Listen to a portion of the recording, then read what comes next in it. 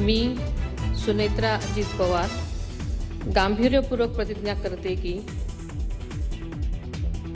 सुनेत्रा पवार झाल्या महाराष्ट्राच्या पहिल्या महिला उपमुख्यमंत्री।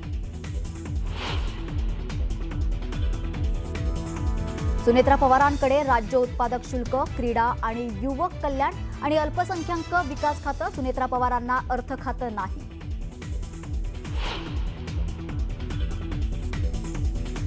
पंतप्रधान मोदींनी सुनेत्रा पवारांना दिल्या शुभेच्छा। एक्सवर पोस्ट करत अजित पवारांचं स्वप्न पूर्ण करतील असा विश्वास व्यक्त केलाय।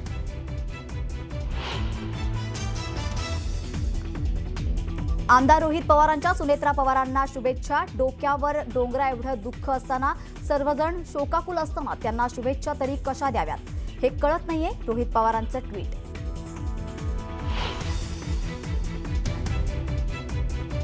राष्ट्रवादीचा अध्यक्ष हा कोणीही मराठी असावा, पाटील असावा, पण पटेल नाही। राष्ट्रवादीच्या अध्यक्षपदावरून राज ठाकरेंचा प्रफुल्ल पटेलांना टोला।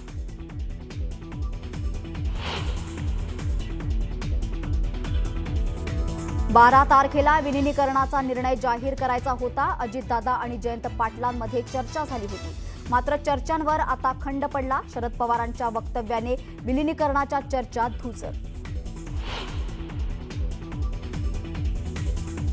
शरद पवार आणि अजित पवारांमध्ये झालेल्या 17 जानेवारीच्या बैठकीचा व्हिडिओ समोर, तर तो व्हिडिओ बैठकीचा नाही, कृषी प्रदर्शनाचा आहे। सुनील तटकरेंचं स्पष्टीकरण। मी कृषी प्रदर्शनाच्या चर्चेला का जाईन, जयंत पाटलांचा सवाल।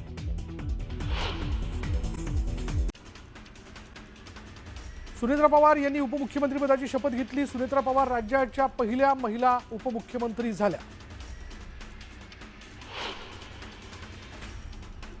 सुनेत्रा पवार यांच्याकडे राज्य उत्पादन शुल्क, क्रीडा आणि युवक कल्याण तसंच अल्पसंख्याक विकास खातं सोपवण्यात आलंय। अजित पवारांकडील अर्थ खातं मात्र सुनेत्रा पवार यांच्याकडे सोपवण्यात आलेलं नाही। अजित पवारांचा राजकीय वारसदार कोण याविषयीच्या राजकीय चर्चांना त्यामुळे आता पूर्ण विराम मिळाला।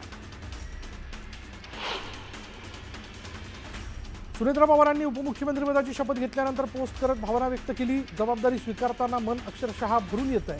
दादांच्या अकाली जाण्याने मनावर दुःखाचा मोठा डोंगर कोसळला असला तरी त्यांनी शिकवलेली कर्तव्यनिष्ठा, संघर्षाची ताकद आणि जनतेप्रतीची बांधिलकी हाच माझा खरा आधार आहे, असं सुनेत्रा पवार म्हणाल्या।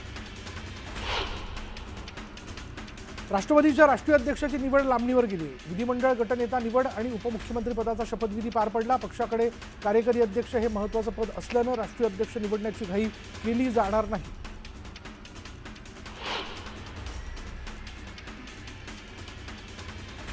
पंतप्रधान नरेंद्र मोदींनी सुनेत्रा पवारांना शुभेच्छा दिल्यात। एक्सवर पोस्ट करत सुनेत्रा पवार अजित पवारांचं स्वप्न पूर्ण करतील असा विश्वास मोदींनी व्यक्त केला। राज्याच्या पहिल्या महिला उपमुख्यमंत्री म्हणून सुनेत्रा काकी यांनी शपथ घेतली, याचा आनंद आहे। अजितदादांची जागा कोणीच घेऊ शकत नाही, पण किमान सुनेत्रा काकींच्या रूपात तरी आम्हाला तिथं अजितदादांना पाहू देत। डोक्यावर डोंगरा एवढं दुःख असताना आणि आम्ही सर्वजण शोकाकुल असताना त्यांना शुभेच्छा तरी कशा द्याव्यात हे कळत नाही, अशी भावनिक पोस्ट रोहित पवारांनी केली आहे। मंत्रालयात उपमुख्यमंत्र्यांच्या खोलीच्या नावाची पाटी काढण्यात आलेली। अजितदादांच्या नावाची पाठीकडे सुनेत्रा पवारांच्या नावाची पाटी लावण्यात आली। उपमुख्यमंत्रीपदाची शपथ घेण्यापूर्वी सुनेत्रा पवारांनी देवगिरी बंगल्यावर अजित पवारांना अभिवादन केलं। अजितदादांचे आशीर्वाद घेऊन सुनेत्रा पवारांनी उपमुख्यमंत्रीपदाची शपथ घेतली।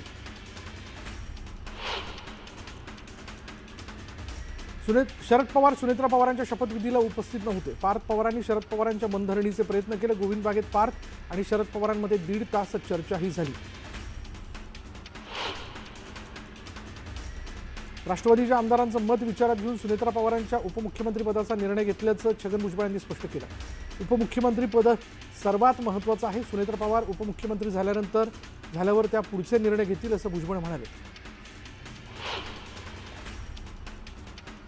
सुनेत्रा पवारांची राष्ट्रवादीच्या विधिमंडळ गटनेतेपदी निवड करण्यात आली आहे। दिलीप वळसे पाटलांच्या प्रस्तावाला छगन भुजबळांनी अनुमोदन दिलंय आणि त्यानंतर राष्ट्रवादीच्या सर्व आमदारांनी सुनेत्रा पवारांची एकमताने निवड केली। सुनेत्रा पवारांची राष्ट्रवादीच्या पक्षनेतेपदीही एकमताने निवड करण्यात आली आहे। त्यामुळे सुनेत्रा पवारांकडे आता पक्षनेता म्हणून राष्ट्रवादी पक्षाचे सर्व संविधानिक अधिकार असणार आहेत। सुनेत्रा पवारांनी राज्यसभा खासदार पदाचा राजीनामा दिला। राज्यसभेचे सभापती CP राधाकृष्णन यांच्याकडे त्यांनी राजीनामा सोपवला. सुनेत्रा पवारांबाबत उपमुख्यमंत्रीपदाचा निर्णय स्वागतार्ह असल्याचं सुजय विखे पाटलांनी म्हटलंय. तर लोकभावनांचा आदर करत हा निर्णय झाला असणार असंही ते म्हणाले. खासदार सुनील तटकरेंनी दोन्ही राष्ट्रवादीच्या विलिनीकरणाची चर्चा फेटाळली आहे. कृषी प्रदर्शनावेळी चहापानासाठी बारामतीत बैठक झाली असल्याची माहिती तटकरेंनी दिली. तर जिल्हा परिषद आणि पंचायत समिती निवडणुकीबाबत यावेळी चर्चा झाल्याचं तटकरे म्हणाले. राष्ट्रवादीच्या विलिनीकरणाची चर्चा आणि दावे तटकरेंनी फेटाळले. अजित पवार आणि माझी 4 वेळा भेट झाल्याचं जयंत पाटलांनी म्हटलंय. तर दोन्ही राष्ट्रवादी एकत्रित याव्यात अशी अजितदादांची अंतिम आणि तीव्र इच्छा होती असंही ते म्हणाले. विलिनीकरणाच्या चर्चेची जबाबदारी माझ्यावर होती. 12 तारखेला विलिनीकरणाची घोषणा होणार होती असा गौप्यस्फोटही जयंत पाटलांनी केला. दोन्ही राष्ट्रवादीच्या विलिनीकरणाच्या चर्चेबाबत माहिती नसल्याची प्रतिक्रिया राष्ट्रवादीच्या आमदार सना मलिक यांनी दिली. दोन्ही राष्ट्रवादी एकत्र यावेत ही अजित पवारांची इच्छा असेल तर पवार कुटुंब योग्य निर्णय घेईल असं मलिक म्हणाले. दोन्ही राष्ट्रवादी एकत्र आल्या तर आम्हाला आनंदच होईल अशी प्रतिक्रिया मंत्री गिरीश महाजन यांनी दिली. दरम्यान दोन्ही राष्ट्रवादी एकत्र होण्याबाबत काही असतं तर शरद पवारांना बोलावलं असतं असंही महाजन म्हणाले.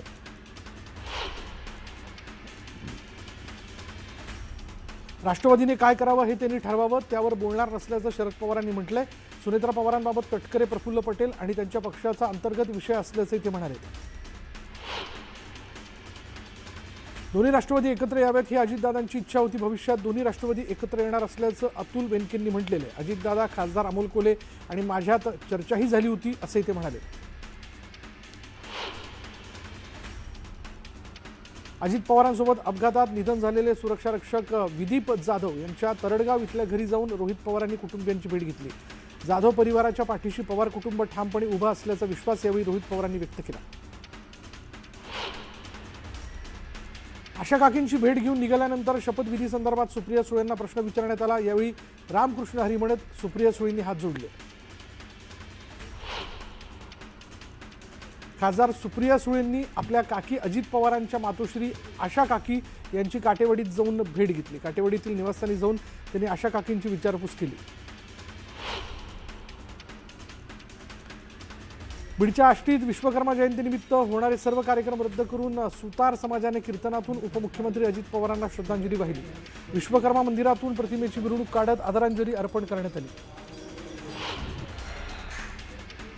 नवी मुंबई महानगरपालिकेच्या महापौरपदाच्या निवडणुकीसाठी उद्या अर्ज भरण्याची प्रक्रिया पार पडणार आहे. यंदा महापौरपद खुल्या प्रवर्गातील महिलांसाठी आरक्षित असून माधुरी सुतार, वैष्णवी नाईक आणि नेत्रा शिर्के या नगरसेवकांची नावं महापौरपदाच्या शर्यतीत आघाडीवरती आहेत.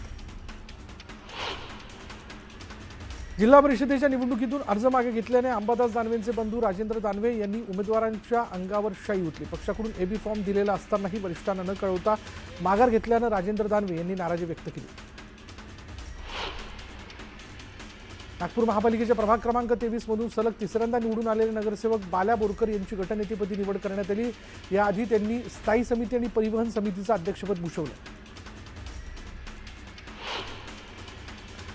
सोलापूर महानगरपालिकेच्या भाजपच्या गटनेतेपदी नरेंद्र काळेंची निवड करण्यात आली. सोलापूर महानगरपालिकेचे 102 पैकी 87 नगरसेवक हे भाजपचे आहेत. दरम्यान 6 फेब्रुवारीला सोलापूर महानगरपालिकेत महापौर निवडण्याची प्रक्रिया पार पडेल. त्यामुळे महापौर कोण होणार हे पाहणं महत्त्वाचं आहे.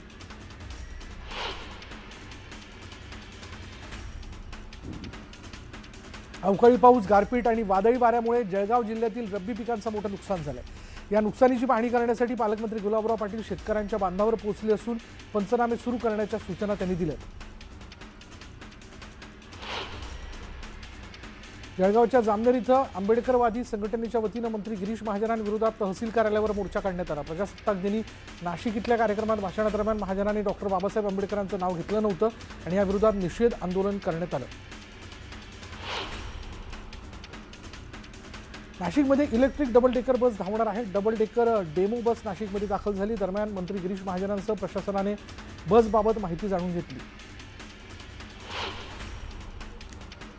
मीरा भाईंदर महानगरपालिकेनं बेकायदेशीर बांधकामावर कारवाई केली आणि यावेळी मांडवीपाडा, काजूपाड्यातील बेकायदेशीर बांधकामांवर तोडक कारवाई करण्यात आली.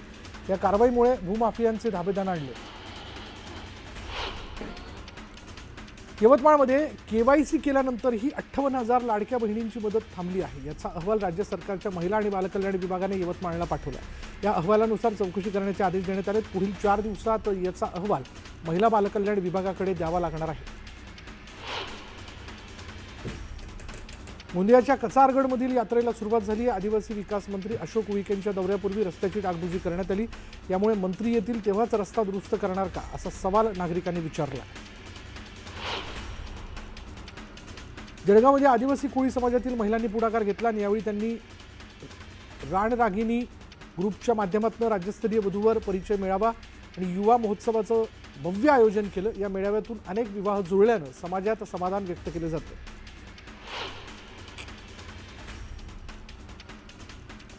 बाळासाहेब ठाकरे यांच्या जयंतीच्या निमित्तानं एसटी महामंडळाची एसटी संगीत तीर्थाटन योजना सुरू झाली आहे. 40 जणांचा गट करून तीर्थक्षेत्र किंवा पर्यटन स्थळी प्रवास करता येणार आहे. यात महिला, ज्येष्ठ आणि अमृत ज्येष्ठ नागरिकांना विशेष सवलती देण्यात येणार आहेत. जामनेर तहसील कार्यालयासमोर आंबेडकरी संघटनांनी मोर्चा काढला. यावेळी गिरीश महाजनांचा निषेध करण्यात आला. प्रजासत्ताक दिनी बाबासाहेब आंबेडकरांच्या भाषणात उल्लेख न केल्यानं हा मोर्चा काढण्यात आला. हिंगोलीत विवाहित मुलीला